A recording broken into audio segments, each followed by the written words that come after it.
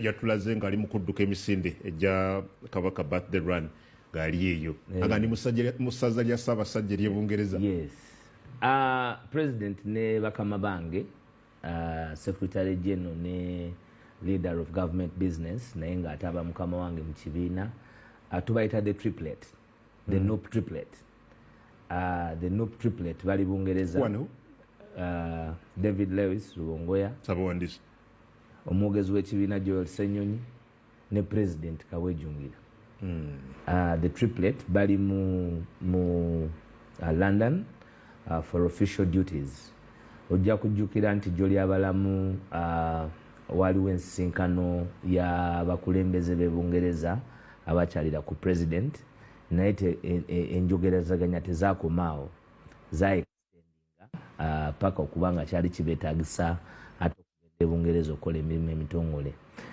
Obuvunaanyizibwa bwa National Unity Platform mu bintu ebimu bye tusimbyeko essira mu mawanga ge tutambuddemu ag'enjawulo kwe kuba nti tuteekateeka first president okubanga bw'aba amaze okwashuminga office taba na burden ya kugamba nti ate olandinga oti London ate okwatagana na diplomacy kye, because our country has been left behind for 40 years. Kakati nagamba it is work in progress, both in government but also in liberating the nation. So they are doing that. Together to Bwana Waisha, we hear you're pushing something to do with protest vote. Yeah, yeah. What is this? That does it mean temugenda kuvuganya mukalulu kino kiki muvuga? Tulunoonya okukolawo enjawulo kwebyo ebitakolebwangawo ko omulundi guno. Bwe weetegereza the pattern of elections okuva ndowooza mu 2006 awangula si abadde alangirirwa. Nkuzizaayo paka ku Dr. Kanukiza Besigye. Era lumu ndowooza mu kalulu ka 2010 FDC yakajjamu mu defiance era yali etaddewo kye bayita power 10 ekyali kirina okubayambako to resist era okutopolinga enenkola. Naye bw'otunuulira power 10 eyo yajja at the periphery, at the tail end ng'olwedde tuli mu kalulu. So protest vote gye tugendamu njagala bannayuganda basooke bamanye nti an election is a constitutional process. Bw'oba ogenda constitution ya Uganda egamba nti buli myaka 5 wajja kubeerangawo okulonda. Ekyo kiri mu constitution semateeka. Kitegeeza buli wabeerawo emyaka 5 okulonda kya buvunaanyizibwa era kirina kuba kya buwaze eri buli munnayuganda okwetaba mu kulonda okwo after every 5 years, because that is the accounting litmus test for abantu bemba mwawula obukulembeze to execute administration on your behalf. Kakati abantu abo bamala buli myaka 5 report card balina ogikomyawo gye muli mmwe bananyini nsi. Kyova by National Unity Platform we speak about servant leadership. Kakati bwe mujja buli mu kalulu myaka 5 akalulu ko kaba kalina okubeerawo naye kalina obuzibu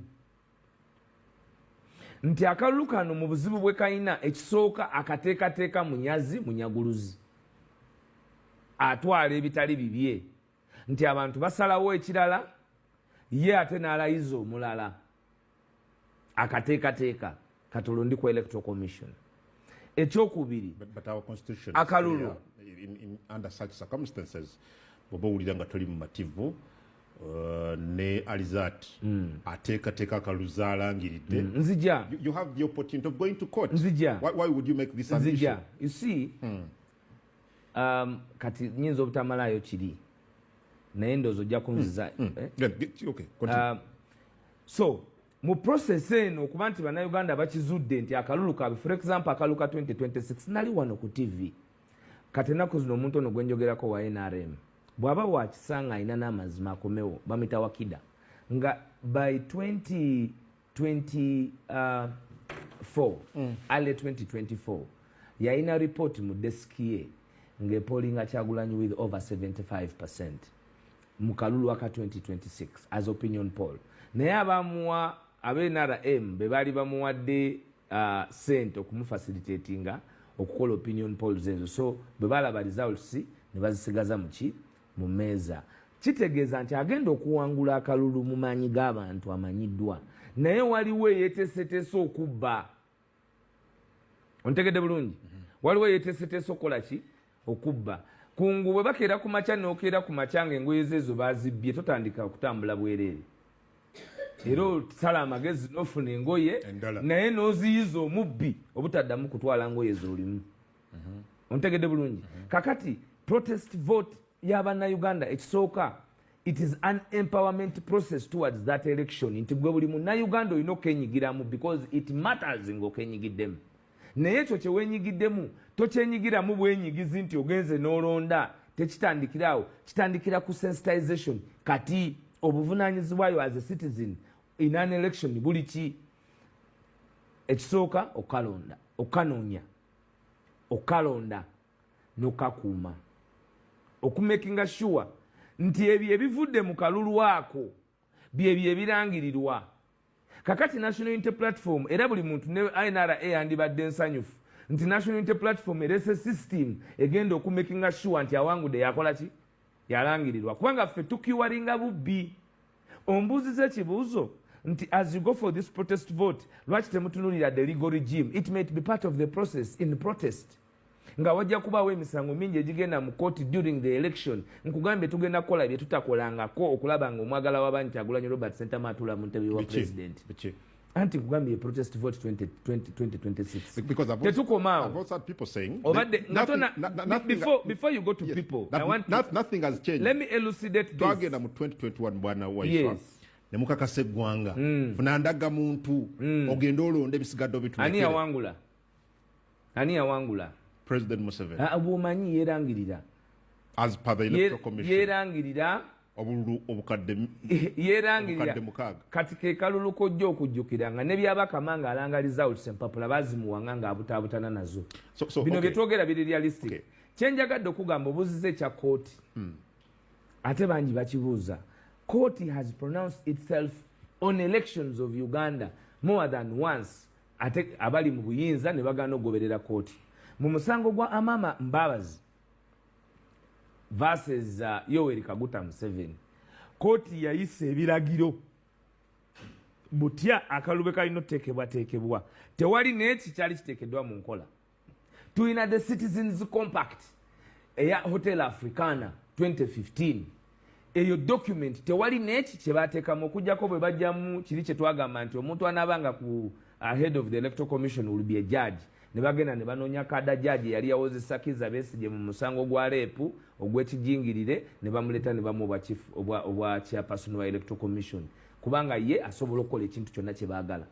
Kakati ng'oyima tegedde nti eriyo ababbi olina okuzimba capacity, olina okubuildinga capacity egenda okwaŋŋanga obubbi nga bw'obeera eka n'omanya nti ekitundu kye wasengamu nti mulimu abaana banyugunya bayita ekiro maanyi gakufulu g'onoonya. Noga nti eriyo n'okufulu ekaaba eriyo n'okufulu ekola bwe. So we are building now capacity to protest the rogue impunity during elections. The militarism omanyi bulungi nnyo walabye ekyabadde Kawempe. Kati bw'oba watunulidde Kawempe okuguguba, okusinziira, okukakasa, obuvumu, omutima ogw'okuwangula ogwayoleseddwa Kawempe gwe twagala nga obudde bukyali tugusige mu ggwanga lyonna, si only for National Unity Platform but for democracy. Kubanga oli asobola okwaisolatinga n'agamba nti they may be doing it for themselves. We are doing it for Uganda. Yeah. So Kawempe yabaddemu ku examples of protest vote. Yes. So that was a protest vote. Yeah, that was a protest vote. Walabiye, beating all odds. Did you see everybody was all out? The turnout. Because you see, yes. Ekimu kubiri mu protest vote. Kwe kunga abantu bave mu bungi. Yes. Balonde. Yes. Bakume n'akalulu. Yes.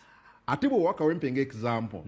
Nga not even 10% bebavudde okwetaba mu kalulu kano. Nze nina ekizibu kimu nga waiswa, and maybe this I should speak it as a person. Yeah. First of all, in the experience of the politics I've been around, there is a problem with our electoral registers. They are bloated. Sure. Yes. There is a lot of ghost people in our registers. Because I about 190 something. I want to do it. Njagala kuchogerako mbugazi.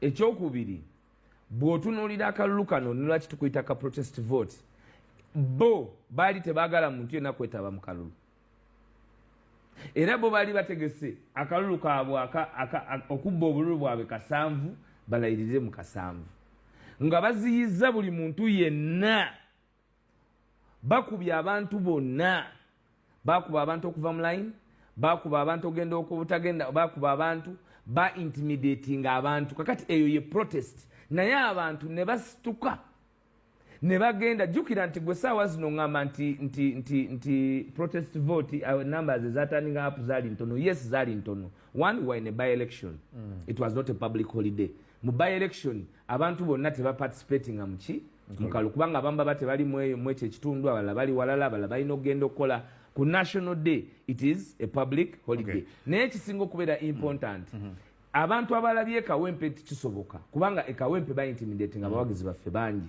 ku luno bategedde nti musobola okuguguba ne mulemezaamu.